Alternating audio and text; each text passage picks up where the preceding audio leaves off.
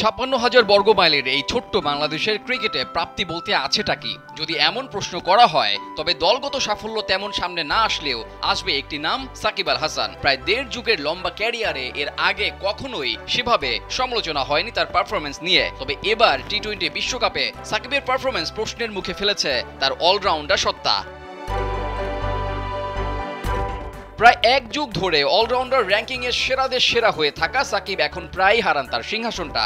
অলরাউন্ডারদের সব থেকে বড় সুবিধা হলো ব্যাটে না পারলে বোলিংয়ে, আবার বোলিংয়ে না পারলে ব্যাটিংয়ে কোনো না কোনো ভাবে তারা দলের জয়ে অবদান রাখতে পারেন। সাকিব সেটি করেছেন বহু বছর ধরে। তবে সাম্প্রতিক সময়ে বোলিংয়ে তিনি পাচ্ছেন না তেমন কোনো সাফল্য, নিজের ব্যাটটাও আর শুনছে না কথা। ওয়ালটন ফ্রিজ কিনে অনেকের মতো আপনিও হয়ে যেতে পারেন মিলেনিয়াল, সেরা পণ্যের সেরা অফার। আর তাই তো সাকিবকে এবার শুনতে হচ্ছে পারফরমেন্সের সমালোচনা।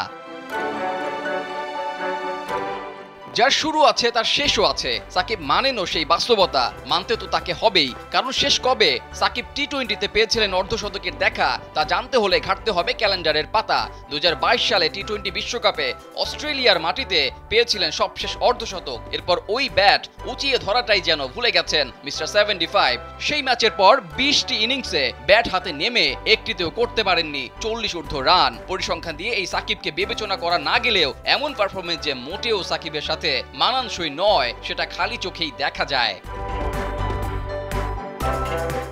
একটা সময় যে সাকিবের উপর নির্ভর করে চলতো এই দলটা, এই সাকিবের জন্যই অনেকে বলতো বাংলাদেশ খেলে 12 জন নিয়ে। সেই সাকিব আজ দলের বোঝা হয়ে গেছেন। ক্যাপ্টেন নাজমুল হোসেন শান্ত 4 ওভার বোলিং করাতেও সাহস পান না সাকিবকে দিয়ে।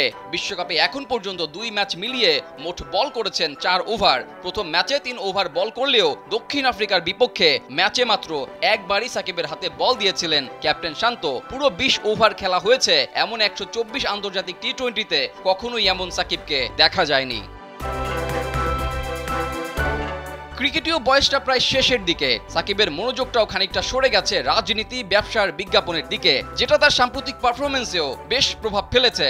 আর সেজন্যই বোধহয় শান্ত সাকিবকে বোলিং না দেওয়ার অমন সাহসটা করতে পারেন। সাকিব তো বলেছিলেন প্যাসেঞ্জার হয়ে থাকতে চান না দলে, ড্রাইভিং সিটটা হারিয়ে তবে কি এই বিশ্বকাপই সাকিবের শেষ অ্যাসাইনমেন্ট।